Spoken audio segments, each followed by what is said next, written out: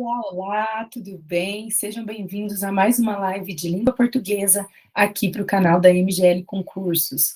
A convite do professor Marcos, eu estou aqui novamente, professora Geisa Pelissari, professora de língua portuguesa, gramática e redação para concursos, para falar um pouquinho com vocês sobre a língua portuguesa, né, em uma banca em específico, uma banca determinada aí que muitos de vocês farão prova, né, Instituto Acess, certo? É uma banca que começou a fazer agora algumas provas, não é tão conhecida, então a gente precisa entender como que essa língua portuguesa vai aparecer ali, né, nas nossas provas. Gente, sempre, obviamente, se você já assistiu alguma live minha aqui, algum curso que for, obviamente que eu vou repetir uma coisa que eu sempre bato na tecla antes de começar a live. Independente do que eu disser aqui para você, né, se você quer aprender português, se você quer melhorar o estudo da língua portuguesa, se você quer se tornar um bom produtor de língua portuguesa, a primeira coisa que você precisa começar é ler. Leia muito, leia sempre, né? Tem gente que até, acho que começou a assistir agora e falou assim, deixa eu acelerar, porque a Geisa sempre fala isso. Sim, eu sempre falo isso, né? Porque a partir do momento que eu leio muito, que eu tenho processos de leitura, eu enxergo como as palavras funcionam, eu enxergo as relações sintáticas, né, semânticas, consequentemente eu consigo interpretar muito bem os textos e também consigo produzir bons textos, certo? Bom, falando do Instituto Acess, vamos para o nosso objetivo aqui direto.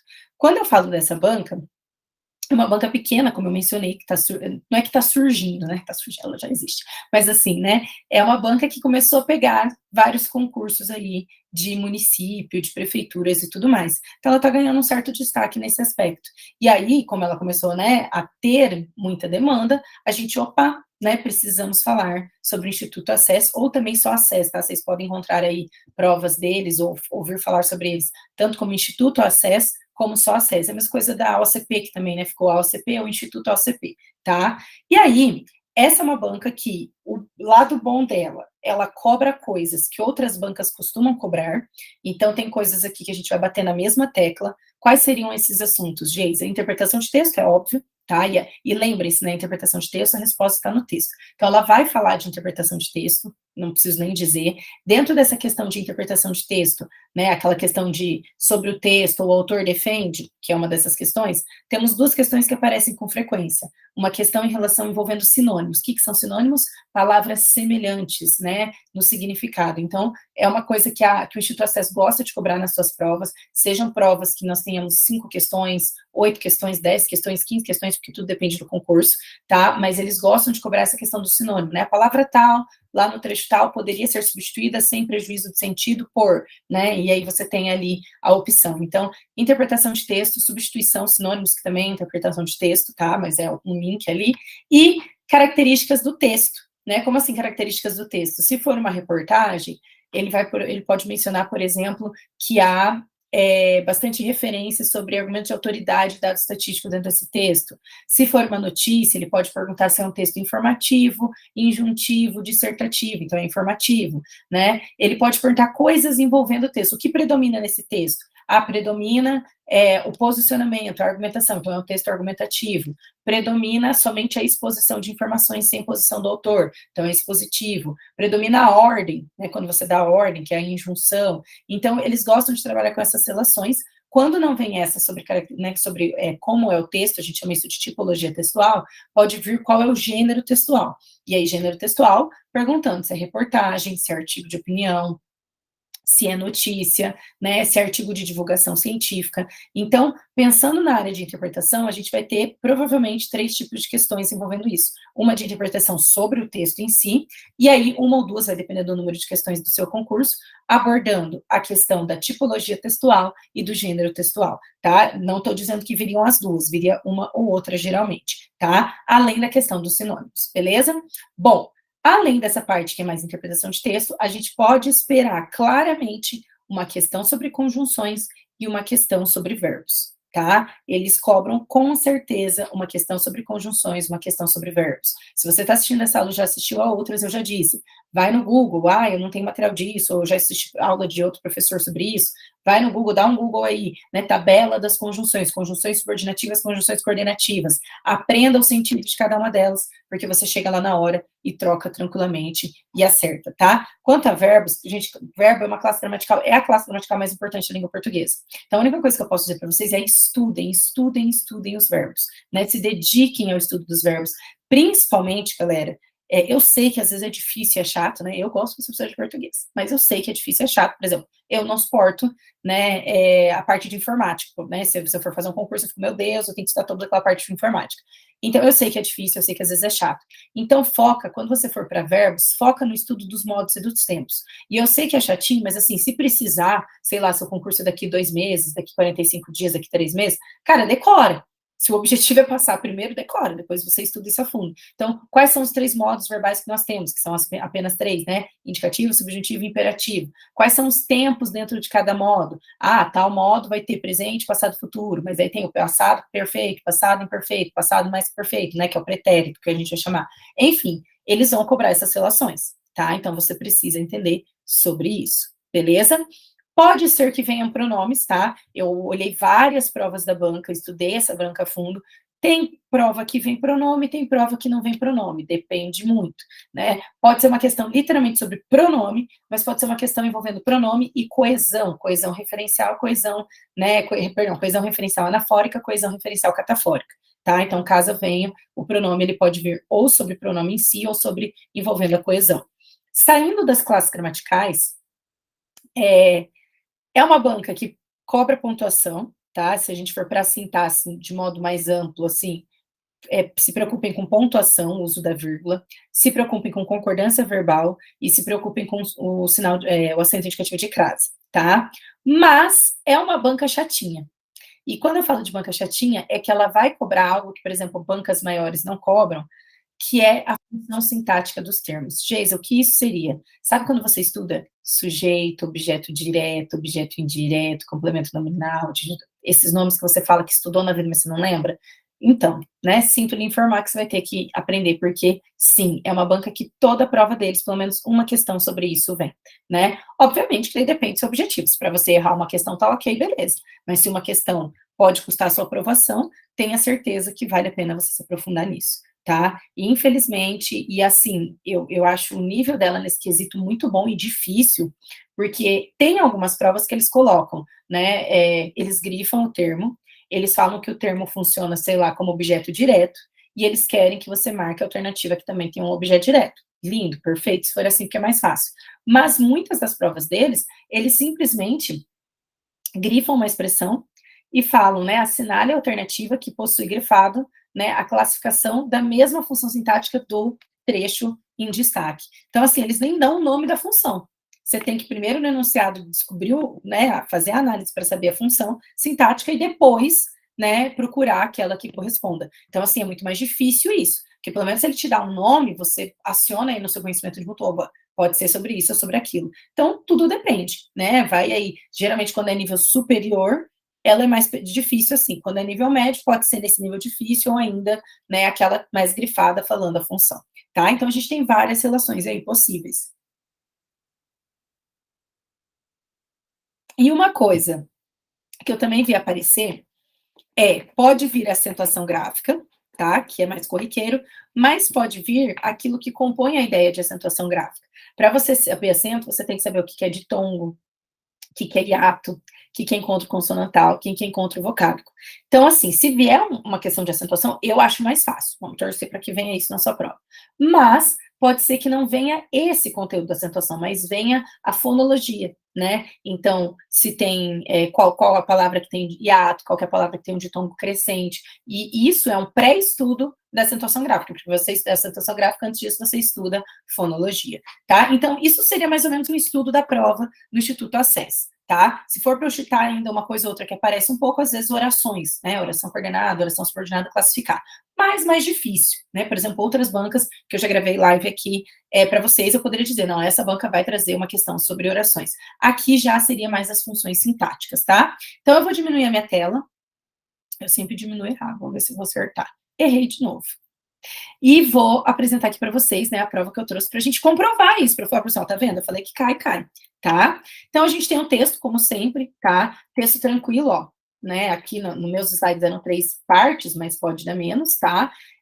Leitura fácil, não são textos filosóficos, não são textos densos, então não se preocupe com a dificuldade de interpretar o texto, pelo menos eu não vejo uma dificuldade na interpretação desse texto. Então ele fala assim: a gente não quer só comida, a gente quer postar e ganhar like.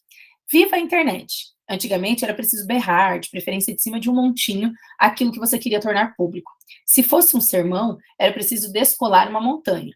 Ainda assim, não se conseguia angariar muita gente. Jesus, por exemplo, foi o influencer mais popular da era pré-digital e só conseguiu juntar 11 seguidores em vida.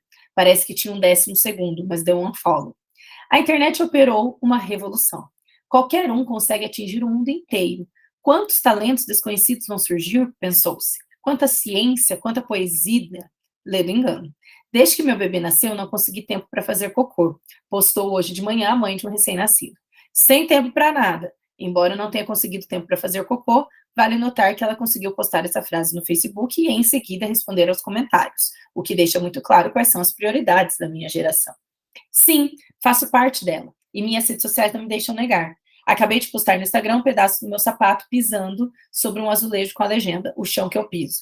O que eu quero dizer com essa estupidez? Menor ideia. Mas acho que tem menos a ver com o que a gente quer dizer e mais com o que a gente quer sentir. Alguma coisa acontece no meu coração cada vez que eu recebo um like. Há quem chame essa coisa de dopamina, o hormônio da recompensa. Antes do advento do like, a gente recebia raras recompensas. Era preciso tirar uma nota 10, fazer um golaço, ganhar uma promoção. Enfim, era preciso fazer alguma coisa que prestasse.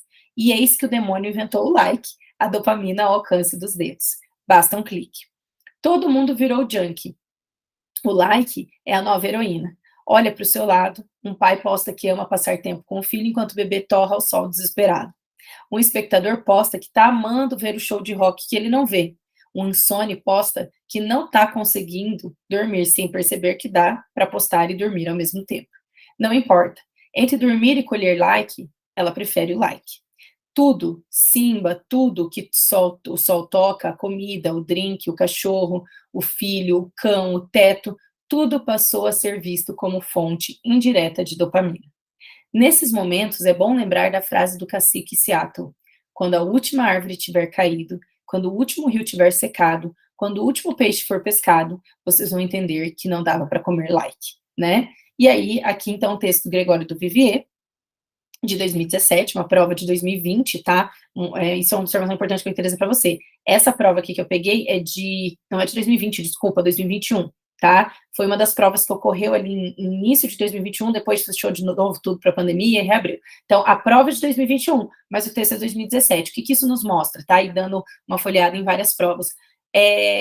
O Instituto Acessa, assim, eles tentam trazer textos do ano do concurso, mas pode ser que seja um texto do ano anterior ou anterior, né? Aqueles textos que a gente fala que são textos atemporais. O que são textos atemporais? Que não tem tempo, ou seja, que foram produzidos anteriormente e são válidos até hoje para reflexão, né? Ele coloca aqui uma legenda: unfollow, deixar de seguir, para quem não sabe, like, gostar, curtir, né? E junk, viciado, certo? É um texto, gente, eu não sei se vocês perceberam, rico no que a gente chama de intertextualidade. O que é intertextualidade? Um texto dentro do outro, né? Quando ele fala tudo, Simba, tudo que toca o sol, né? O Simba, do Rei Leão, né? Quando ele usa aqui, por exemplo, né? Alguma coisa acontece no meu coração, é uma letra de música, né? Quando você volta ali, que ele vai brincar, ele vai fazer referência a Jesus, ele vai fazer ironia com isso. Então, é um texto repleto, né, de intertextualidade. Um texto fácil e tranquilo de ler, e, assim, gostaria de poder dizer que não é um texto atual, mas infelizmente ele é plenamente atual, beleza? Vamos para as nossas questões. Então, olha lá.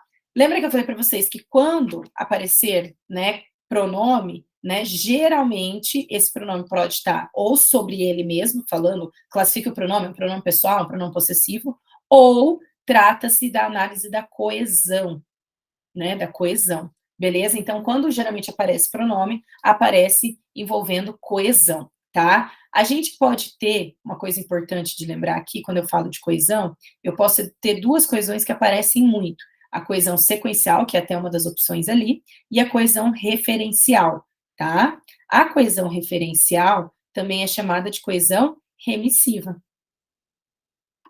né? Por quê? Que faz referência, que remete, tá? Coesão sequencial, galera, acontece com conjunção, tá? É a conjunção que faz muita coesão sequencial. Os verbos, advérbios também, mas geralmente em concurso, né, sequencial. Então, é quando, por exemplo, ele grifa lá a palavra portanto do texto e pergunta, portanto, da linha tal, né, estabelece uma relação de conclusão, de concessão, de adição. O portanto, ele está conectando as ideias, dando sequência. Então, por isso que a gente fala que as conjunções, né, a conjunção é a classe gramatical que mais estabelece coesão sequencial. Reitero, não é a única, os verbos também fazem, os advérbios, ok? Mas estou dando destaque a ela, que é o que mais aparece no concurso. Já a coesão referencial remissiva é muito, né, ela é muito praticada pela classe gramatical pronome, né? Então, por isso que a gente já vai desconfiar, né? Por quê? Porque eu uso os pronomes para evitar a repetição do que eu disse antes, ou para antecipar uma informação que está por vir. Tanto que a coesão referencial, tá? A coesão referencial remissiva, ela pode ser de dois tipos. Ela pode ser anafórica, que é quando você precisa voltar no texto para identificar a informação, ou catafórica, que é quando você precisa ir para frente para compreender o conteúdo.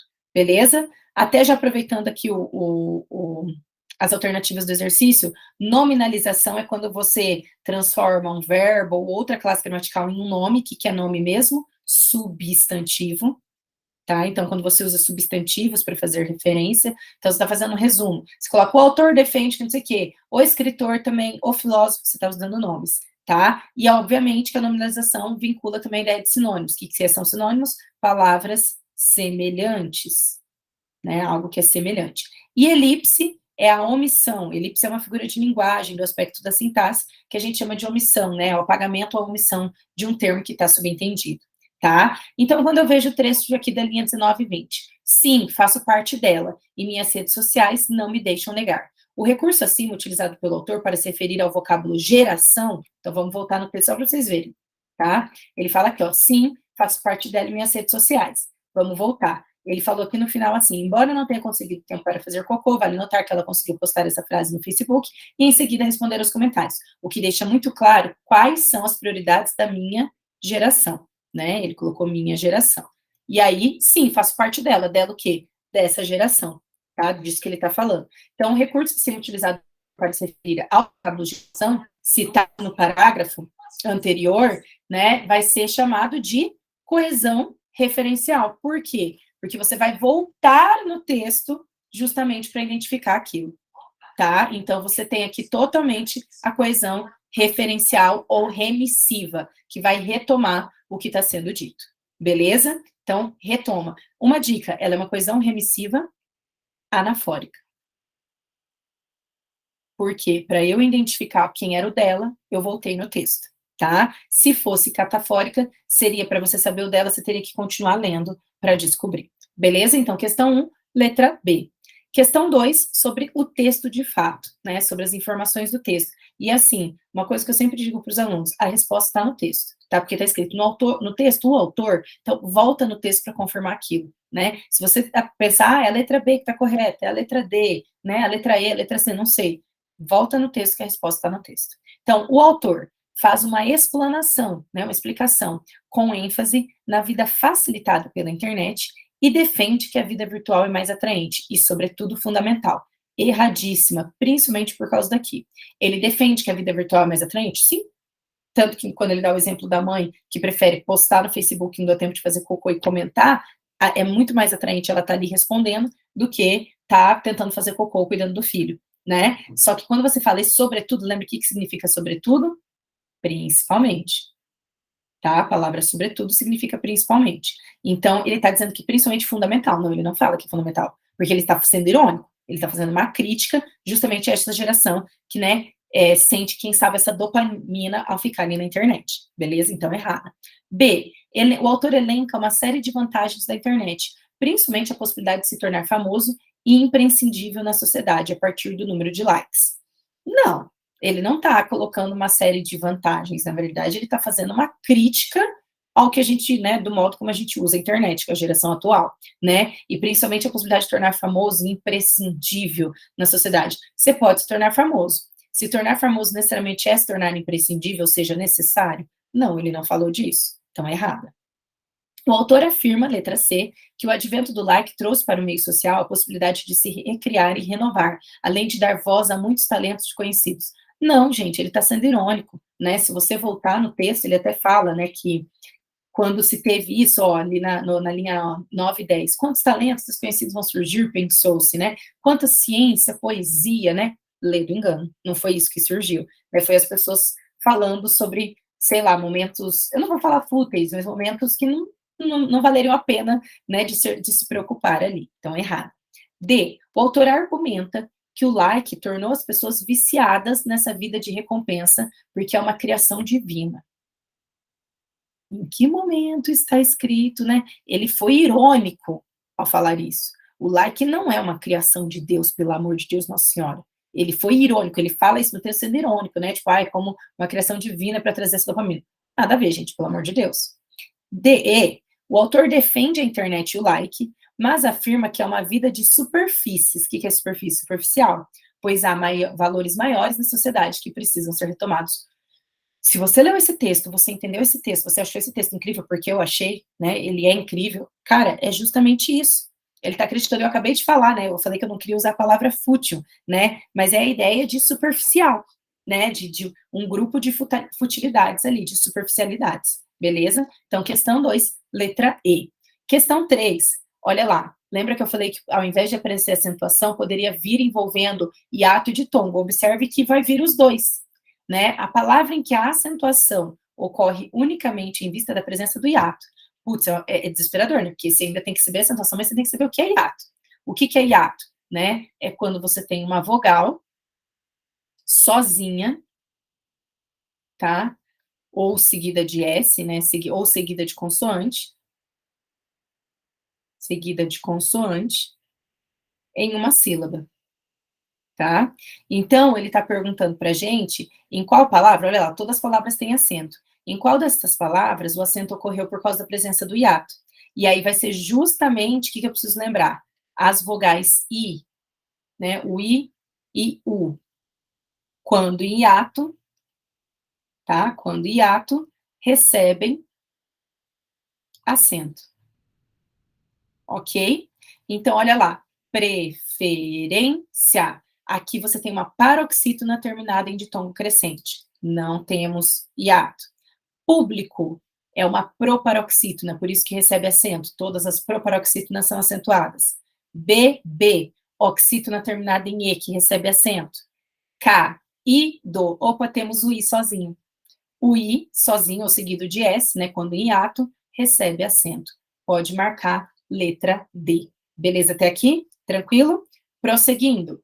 No texto, predomina a linguagem. Gente, tranquilamente dá para a gente entender qual que é a linguagem que predomina. É uma linguagem coloquial e, consequentemente, chula? Nada a ver. É uma linguagem científica, ou seja, difícil de entender?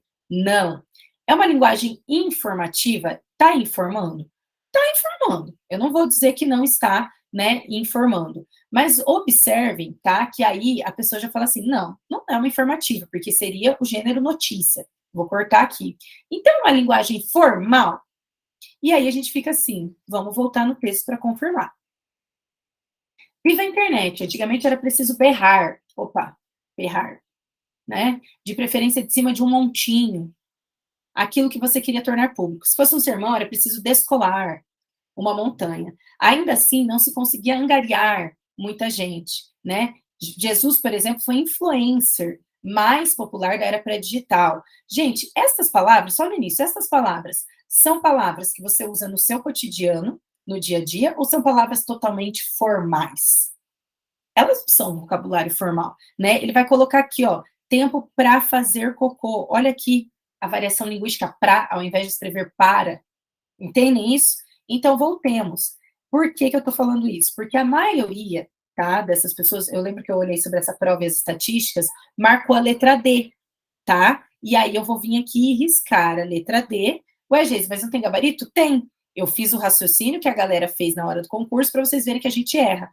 Volta no texto. A resposta está sempre no texto. Entendam que não é totalmente formal esse texto, né? A gente ele foi eliminando o coloquial porque já pensa em chula e tal. Não, você tem uma linguagem coloquial. O que é linguagem coloquial? Uma linguagem um pouco informal, né? Quando ele fala que o pra fazer cocô, montinho, descolar, né? A gente tem expressões do dia a dia, do cotidiano. Então, a gente vai ter aqui totalmente, né, o quê? Né? Uma linguagem mais coloquial, beleza? Cuidado, né? Eu vi muita gente lá nas estatísticas, né, que a gente pesquisa ali nos comentários, né? Nossa, eu não marquei a C porque para mim a C e a E era a mesma coisa. Não é a mesma coisa, né? Chula é quando é de baixo calão, tá? Um vocabulário chula, por exemplo, se ele tivesse falado palavrão, se ele tivesse sido agressivo, qualquer coisa assim, tá? Não, ele foi coloquial, né? Ou seja, ele manteve a educação, mas ele usou expressões, eu não vou dizer gírias, mas ele usou expressões mais do dia a dia da linguagem falada, tá? Cuidado, coloquial e chula não são a mesma coisa. Beleza? Tranquilo até aqui, tá? Eu sempre tento fazer igual as pessoas geralmente vão para errar, e eu falei, opa, vamos voltar e prestar atenção em tudo isso. Número 5. Analise o fragmento de texto a seguir, e daí neste fragmento, as vírgulas utilizadas pelo autor têm a função do quê? Vamos olhar o fragmento. Tudo que o sol toca, a comida, o drink, o cachorro, o filho, o chão, o teto, tudo passou a ser visto como fonte direta de dopamina. Né? Então, tudo que o sol toca. O quê? E aí vem. Gente, o que você está fazendo? É igual quando você vai ao mercado. Você faz uma lista para ir ao mercado. Aí você coloca, eu preciso comprar arroz, feijão, sei lá, batata, banana, alface. Você está fazendo uma lista, né? Você está enumerando o que você vai comprar. Tudo que o sol toca. O que o sol toca? Aí você faz a enumeração. A comida, o drink, o cachorro, o filho, o chão. Você está fazendo letra A, termos de uma enumeração. A vírgula foi utilizada para isso, para separar termos de uma enumeração. Existe vírgula com orações adjetivas? Sim, orações adjetivas explicativas. A questão é que para ter oração tem que ter verbo. E assim, comida não é verbo, né? Drink não é verbo, cachorro não é verbo, então não pode ser a letra B. Expressões isoladas seriam informações isoladas, né? Por exemplo, isto é, ou seja, qualquer coisa assim. Né? Adjunto adverbial deslocado, não temos advérbio aqui, não tem nada indicando lugar, modo, tempo, intensidade. Né? Aposto, que é a explicação de um termo que veio antes, também não temos. Portanto, letra A. Beleza?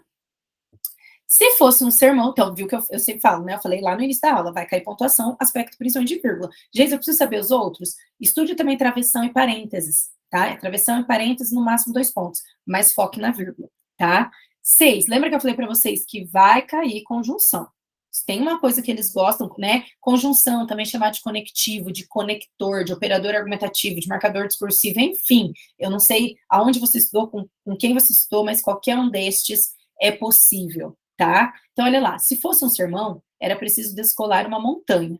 Ainda assim, né, ou mesmo assim, não se conseguia angariar muita gente. O conectivo destacado no período acima introduz uma relação ao que antes se afirmou, em relação ao que antes se afirmou uma. Então, ele introduz uma, o quê? Em relação ao que se afirmou. Vamos pegar a informação. Se fosse um sermão, era preciso descolar uma montanha.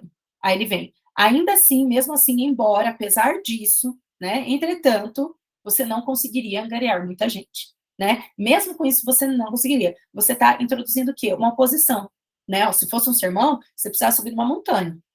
E mesmo que você fizesse isso antigamente, você não conseguiria. Então, a informação que está na frente do ainda assim, ela opõe a ideia de você precisaria conseguir, né, deslocar uma montanha para aparecer, mas mesmo na montanha, você não conseguiria aparecer. Portanto, a gente não tem uma adição, a gente não tem uma alternância, a gente não tem uma conclusão e a gente não tem uma condição, a gente tem uma oposição de ideias, tá? Lembrando que aqui é uma oposição fraca, ou ainda assim introduz uma oposição fraca, que a gente chama de concessão, tá? São as concessivas.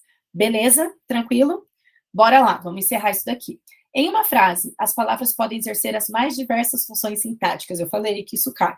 E olha lá, as mais diversas. Considerando a classificação sintática dos termos destacados, assinale a opção que indica aquele que se diferencia dos demais. Cara, o que ele está pedindo? Para você olhar os termos destacados, 4 deles vão ter a mesma função sintática. Gente, o que é função sintática? Quando a gente fala de sintaxe, a gente está falando da função estabelecida entre os termos. Então, a gente está falando de sujeito, de objeto direto, de objeto indireto, de complemento nominal, de adjunto adverbial, de adjunto adnominal, de aposto, de agente da passiva, de vocativo, tá? De predicativo do sujeito, de predicativo do objeto. Ou seja, todas dessas 5 frases, 4 têm uma dessas funções e uma não tem. Você tem que assinalar aquela que se diferencia. Então, vamos lá. A dica que eu sempre dou é grifo o verbo. Sempre que você for fazer análise sintática, grifo o verbo. Então, aqui, ó, viva a internet. Viva é o nosso verbo, né? Eu sempre peço para achar o sujeito, tá? Mas o viva aí tá no imperativo, então o sujeito não aparece explícito. Aí você pergunta, viva o quê? A internet. Verbo transitivo direto, a internet, objeto direto. É um verbo de ação que pede um complemento sem preposição. Letra B, que eu recebo um like. Recebo é o verbo, o sujeito está aqui, né? Ó, isso daqui é o sujeito, eu, que não é quem está grifado. Quem recebe, recebe algo ou alguém. Verbo transitivo direto, objeto direto. Opa! Então significa que tem 4 alternativas que são objeto direto e uma que não vai ser. C, alguma coisa acontece no meu coração. Acontece é o verbo, alguma coisa é o sujeito. Mas aquilo que acontece, acontece em algum lugar. Eu não perguntei, alguma coisa acontece o quê? Eu pergunto, alguma coisa acontece onde? Então, isso daqui é adjunto adverbial de lugar. Já achamos nossa alternativa. Letra C. Para confirmar, letra D, a internet operou uma revolução. O verbo operou. Quem praticou a ação de operar? A internet, sujeito. A internet operou o quê? Verbo transitivo direto. Uma revolução, objeto direto. Ela conseguiu postar essa frase no Facebook. Conseguiu postar nossa locução verbal. Quem conseguiu postar é ela. Sujeito. Quem posta, posta algo. Verbo transitivo direto. Essa frase, objeto direto. Portanto, gabarito, letra C. Beleza? Prosseguindo, antes do advento do like, a gente recebia raras recompensas. A palavra destacada na frase pode ser substituída sem prejuízo de sentido. O que é isso? Sinônimo. Ela quer que você identifique um sinônimo que não altere o sentido. Antes do advento do like, a gente recebia raras recompensas, ou seja, a gente quase nunca recebia recompensa. Corriqueiras, recebia corriqueiras recompensa. Corriqueira é sempre. Frequente, sempre. Habituais, sempre. Comuns, sempre. Só pode ser letra D, incomum, né? Seria raramente, incomumente a gente recebia recompensas. Essa daqui estava dada, hein? Bem fácil. Próximo, para a gente ir encerrando. Antigamente era preciso berrar, de preferência de cima de um montinho. O verbo flexionado nos mesmos modos e tempo. O que eu falei? Verbos caem, tá? Então, o verbo flexionado nos mesmos modo e tempo em que está o destacado acima encontra-se na frase. Então, vamos olhar para o era. O era, gente, lembre-se que ele é o verbo ser, tá? Aqui. Era, quando eu falo eu era, tu eras, ele ela. Era, ele está no passado, eu acho que vocês conseguem identificar isso, tá? Quando eu falo que ele era, eu estou falando que é o modo indicativo. Por quê? Porque o modo indicativo indica uma certeza, o subjuntivo uma possibilidade e o um imperativo uma ordem. Então, era preciso, é um fato. No passado, mas é um fato, tem um modo indicativo. E aí, ele está em qual tempo? Era é passado, então ele está no pretérito, que é a mesma coisa que passado. A ideia é, quando eu falo era preciso, você fez isso só uma vez, tipo, foi preciso e acabou, ou era preciso é que foi corriqueiramente. Várias vezes era preciso fazer aquilo. Ou seja, a gente tem um passado, né, habitual. A gente chama de pretérito imperfeito do indicativo. Tá? Pretérito imperfeito do modo indicativo. Certo? Né? Eu fui, tu foste, ele foi, seria o pretérito perfeito. Eu era, tu eras, ele era, pretérito imperfeito. Então, a gente precisa achar um verbo no pretérito imperfeito do indicativo, tá? E aí, uma dica. Os verbos regulares, tá? Porque tem os regulares, como ser. Os verbos regulares, no pretérito perfeito do indicativo, quando eles vão para o pretérito perfeito do indicativo, eles têm a terminação vá. Então, eu comprava, né? Eu comprava, eu administrava. Os verbos terminados em ar vão para vá. E os verbos terminados em er e em ir, eles vão para ia, tá? Eles vão terminar em ia, beleza? Então, fazia, pedia, desconhecia. Eu acho que só com essa dica minha aqui você já sabe qual é o gabarito, né, desta alternativa. Jesus só conseguiu é pretérito perfeito e não imperfeito, porque o conseguiu aconteceu uma vez e acabou. Lembra que o imperfeito acontece com frequência no passado. Qualquer um consegue atingir, consegue é presente. Se fosse um sermão, fosse é pretérito imperfeito, tá? Só que do modo subjuntivo, porque é uma possibilidade, uma dúvida.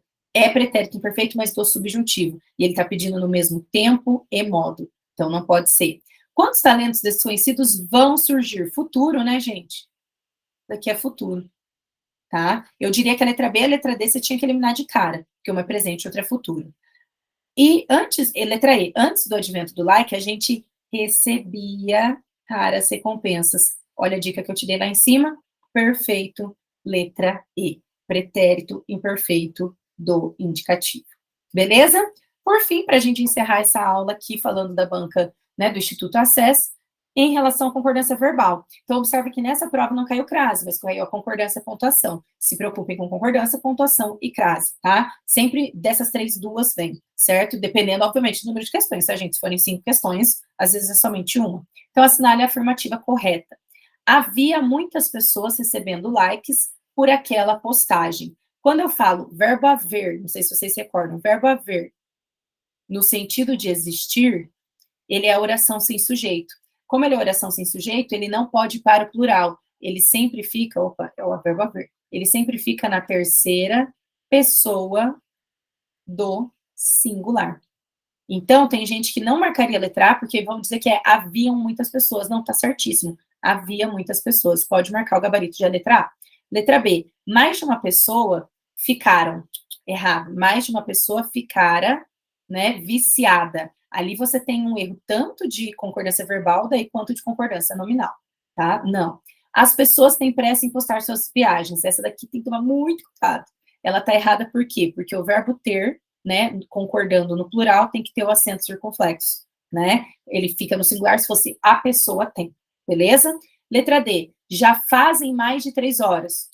Verbo fazer, né, indicando passado, tempo decorrido passado. Ele também é oração sem sujeito, igual a haver.